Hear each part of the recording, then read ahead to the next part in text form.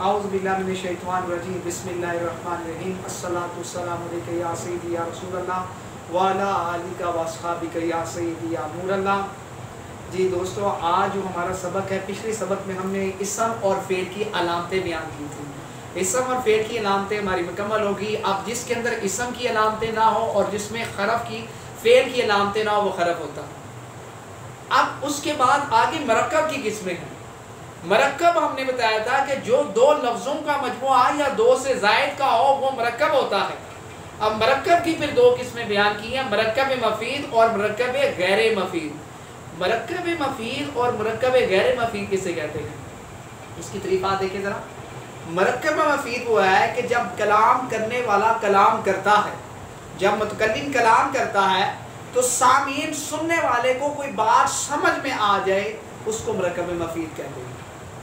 جیسے زید کاتبہ، اب جب اس کلام کرنے والے نے کلام کیا اور کہا زید لکھ رہا، زید نے لکھا، تو اب جب لکھنے کی خبر دی تو جب وہ کلام کرنے والا خاموش ہو گیا تو سامعین کو یہ بات سمجھ میں آ گئی کہ وہ اس کاتب کے ساتھ اس کی صفت ہے، یعنی کہ اس کے ساتھ وہ صفت کیا ہے؟ کاتب، لکھنے کی صفت ہے۔ تو اب کوئی بات سمجھ میں آ رہی ہے تو جب کلام کچھ سمجھ آئے تو مرکب مفید، اور اسی سے فائدہ یفید ہوا ہے۔ اس کا معنی یہ ہے کہ کلام کی کوئی سمجھ، کوئی فائدہ، کوئی سمجھ آ جائے تو وہ مرکب مفید کہلاتا ہے۔ اور مرکب غیر مفید کسے کہتے ہیں؟ مرکب غیر مفید اسے کہتے ہیں کہ جب کلام کرنے والا کلام کر کر خاموش ہو جائے اور اس کے بعد کوئی بات سمجھ میں نہ مکمل سمجھ میں آئے تو وہ مرکب غیر مفید کہلاتا ہے۔ جیسے غلام و زید، اب یہ کہا کہ زید کا غلام، تو یہ بات مکمل سمجھ میں نہیں آ رہی کیونکہ زید کا غلام ایک تو نہیں ہے۔ اب یہ تو کہہ دیا زید کا غلام، اب یہ نہیں معلوم کہ زید کا غلام کون سا ہے۔ زید کے غلام ایک قطار میں کھڑے پڑے ہیں، تو اب ایک لین پوری ہے، اس لین کے اندر معلوم نہیں ہے کہ زید کا غلام کون سا ہے۔ عمر ہے، علی ہے، طلحہ ہے، زبیر ہے، تو بات مجہول ہے۔ تو جو بات مجہول ہو یعنی بات مکمل سمجھ میں نہ آئے، مجہول یہی جہالت سے بنا ہے، یعنی بات مکمل سمجھ میں نہیں آ رہی تو پھر مرکب غیر مفید کہلاتا ہے۔ پھر اس کے بعد یہ مرکب مفید گویا سادہ جملوں میں یہ جو بات سمجھ میں آ جائے وہ مرکب مفید، اور جو بات مکمل سمجھ میں نہ آئے وہ مرکب غیر مفید کہلاتا ہے۔ اور پھر مرکب مفید کی آگے دو قسمیں ہیں، مرکب مفید کی بھی آگے دو قسمیں ہیں۔ کیا ہے؟ جملہ خبریہ اور جملہ انشائیہ۔ جملہ خبریہ یہ ہے کہ جس میں کسی بات کی خبر دی جاتی ہے۔ جب کوئی بات کرتا ہے تو جب آپ کو کوئی خبر دیتا ہے تو خبر دو ہاتھ سے خالی نہیں ہے، یا وہ سچی ہے یا وہ جھوٹی ہے۔ جیسے کہا زید قائم، اب زید کھڑا ہے، اب یہ خبر دی جا رہی ہے زید کے کھڑے ہونے کی۔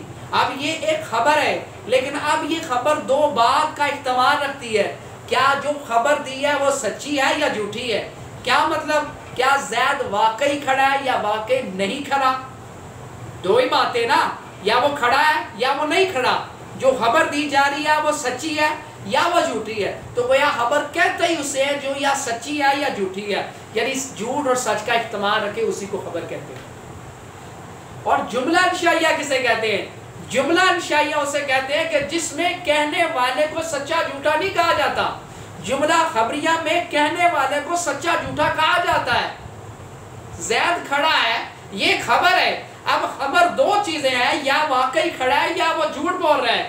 اور انشائیہ کے اندر انشاء کا معنی ہے کسی کے اندر کسی کام کا حکم دینا۔ جیسے کہا اضرب، تو مار، اب جب کسی کام کرنے کا آپ حکم دے رہے ہیں اس میں تو جھوٹ نہیں ہو سکتا۔ یا آپ کسی کام کرنے سے منع کر رہے ہیں، لا تضرب، تو نہ مار، تو اس کے اندر جھوٹ کا احتمال نہیں ہے، کیونکہ آپ کسی کام کرنے کا حکم دیں یا کسی کام کرنے کا آرڈر دیں یا کسی کام سے منع کریں، تو جو کام کرنے کا حکم دیں یا منع کریں اس میں جھوٹ اور سچ تو نہیں ہو سکتا۔ یہ تو حکم ہے، نئی بات کی جا رہی ہے، نئی بات کا حکم دیا جا رہا ہے، تو پھر اس میں جھوٹ اور سچ کا احتمال نہیں ہوتا، اور لہٰذا اس کو انشائیہ کہتے ہیں۔ تو جس کے اندر جھوٹ، مرکب مفید کی پھر دو قسمیں، جملہ خبریہ، خبریہ وہ ہے جس کے اندر جھوٹ اور سچ کا احتمال ہوتا ہے، اور جملہ انشائیہ جس میں جھوٹ اور سچ کا احتمال نہیں ہوتا، جیسے اضرب، تو مار، لا تضرب تو نہ مار۔ یہ ہمارا سبق تھا۔ آپ ہماری آپ سے اپیل ہے اللہ رسول کی رضا کے لیے آپ اس چینل کو آگے فارورڈ کریں، میرے لیے نہیں فقط اللہ رسول کی رضا کے لیے، تاکہ ہم قرآن و حدیث کے علم کو سیکھیں اور آگے پہنچائیں۔ اور یہ فقط ہم اس لیے سکھا رہے ہیں تاکہ سرکار علیہ السلام کی زبان پاک کو ہم سمجھ سکیں، عربی کو سمجھ سکیں، اور عربی کو سمجھ کے ہم قرآن و حدیث کو سمجھ سکیں۔ وما علینا البلاغ، صلی اللہ علیہ وسلم۔